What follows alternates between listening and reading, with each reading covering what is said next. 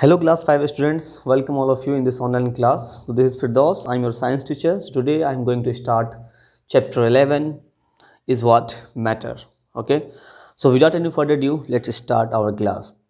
So first of all, before starting the matter and the content which are given in matter, so we have to know about the what is a matter.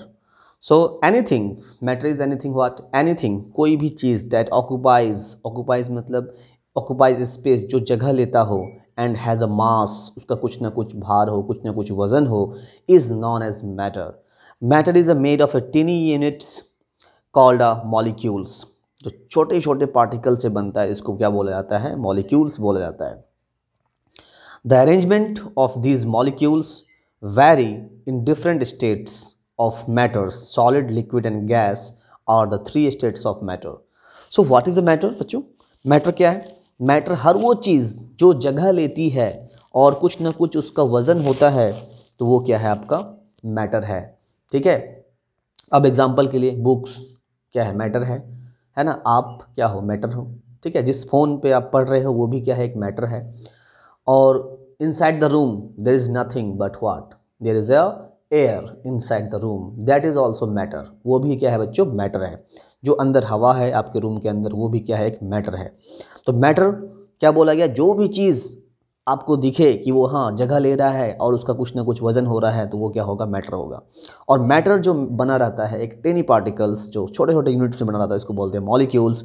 फिर molecules जो जिस particle से बना रहता है उसको बोलते हैं एटम्स. फिर आप जब अगर नेक्स्ट क्लास में जाओगे तो एटम भी फिर फर्दर क्लास आपका स्प्लिट होगा.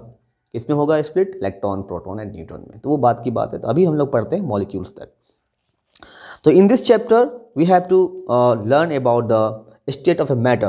Okay, so matter, the smallest unit in the sequence of a learning English, is the alphabet.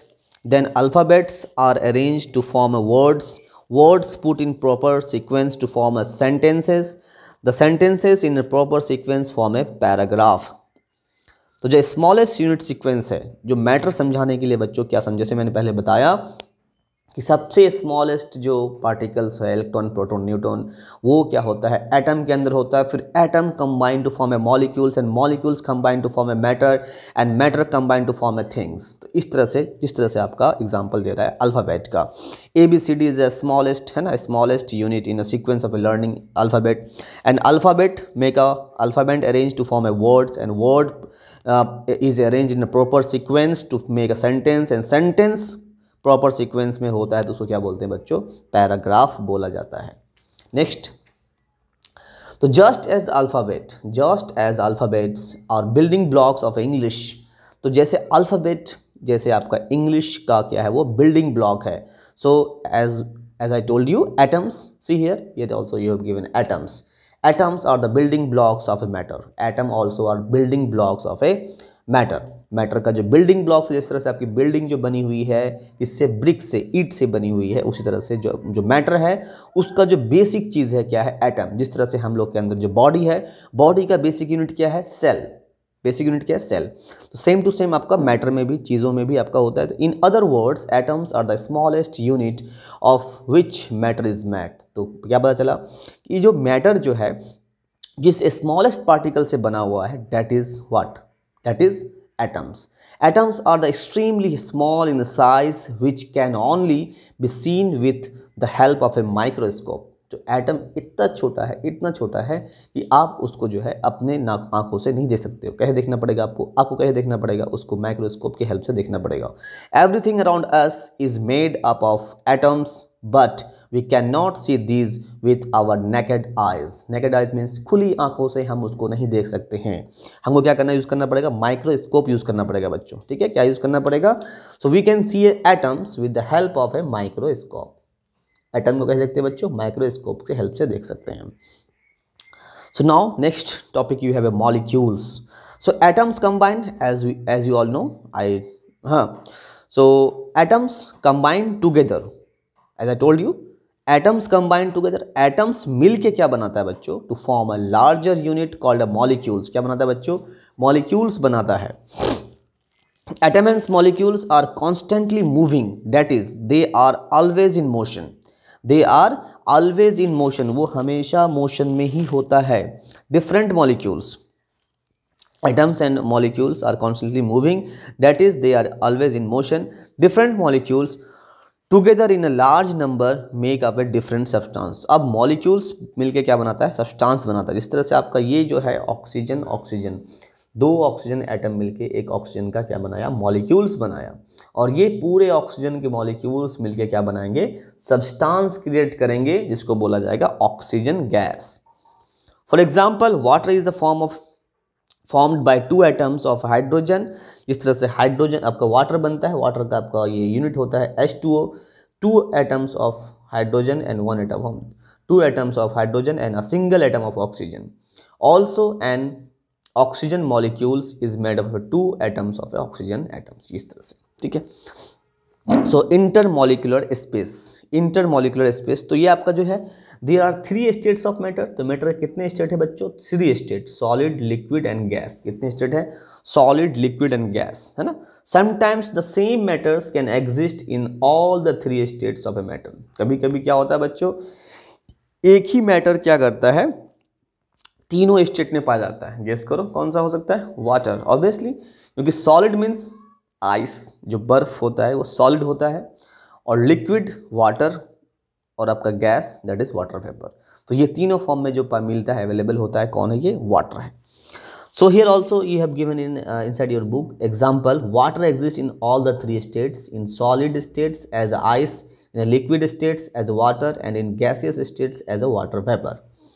So the intermolecular space अब ये बच्चों क्या है, इंटरमॉलिक्यूलर स्पेसेस क्या है, जो मॉलिक्यूल्स होता है सब्सटेंस में, जो भी मॉलिक्यूल्स होता है उनके बीच जो स्पेसेस होता है, जो खाली जगह होता है, उसको बोला जाता है इंटरमॉलिक्यूलर स्पेस। इंटरमॉलिक्यूलर स्पेस बोला जाता है, जो आपके बुक में यहाँ पे गिवन है। सपोज देखो ये मॉलिक्यूल्स है, ये जो ball like structure that is molecules, और इसके बीच जो स्पेस दिख रहा है दैट इज इंटरमॉलिक्यूलर स्पेस, और इसके बीच जो स्पेस दिख रहा है, देखो ये स्पेस दिख रहा है, ये इंटरमॉलिक्यूलर स्पेस कहलाता है।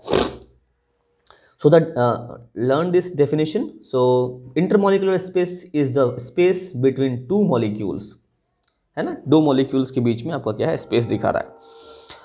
So you have given a solid, liquid and gas. So in solid molecules are tightly packed होता है।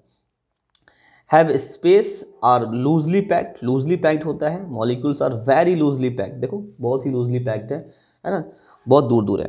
Solid have a different shape, तो because they have a tightly the shape of a intermolecular space that is a tightly packed, that's why solid have a definite shape and a volume, definite shape and volume होता है।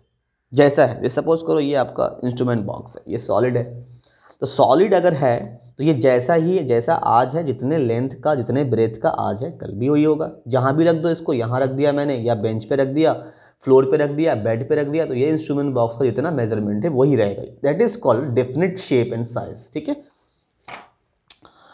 Liquid has no definite shape but have a definite volume.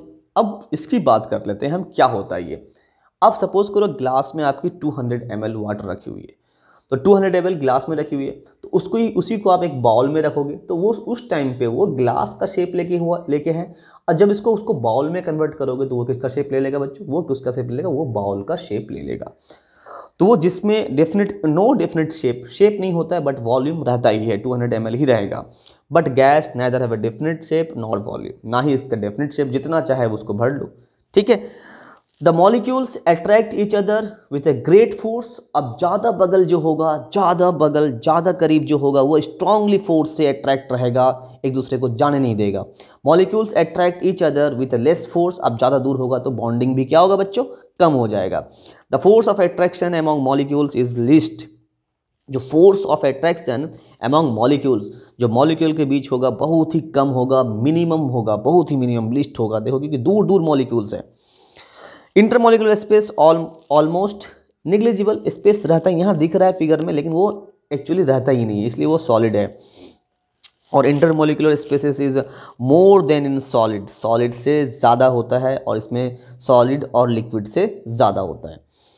So make a solid hard and rigid. जो molecular arrangement है इसका, वही इसको क्या बनाता है, रिजिड, हार्ड बनाता है सॉलिड को, एंड द मॉलिक्यूलर अरेंजमेंट जो होता है जो इजीली फ्लो करने वाला, तो लिक्विड फ्री फ्लोइंग बनाता है इसको, and the gases spread in the all gases जो कहीं भी आपका फ्लो कर सकता है। ओके, सो यहाँ तक हम लोग का हो गया। ठीक है, ये हम लोग ने जाना मैटर क्या होता है, मैटर किससे बना रहता है, मॉलिक्यूल्स क्या होता है, फिर मैटर कितने फॉर्म में होता है, फिर इंटरमॉलिक्यूलर स्पेसेस के अकॉर्डिंग मैंने सॉलिड, लिक्विड और गैस को आप लोगों को समझाया। सो नेक्स्ट चैप्टर में हम लोग नेक्स्ट टॉपिक डिस्कस करेंगे, that is heating of a liquid, solid and gases. Okay then, thank you.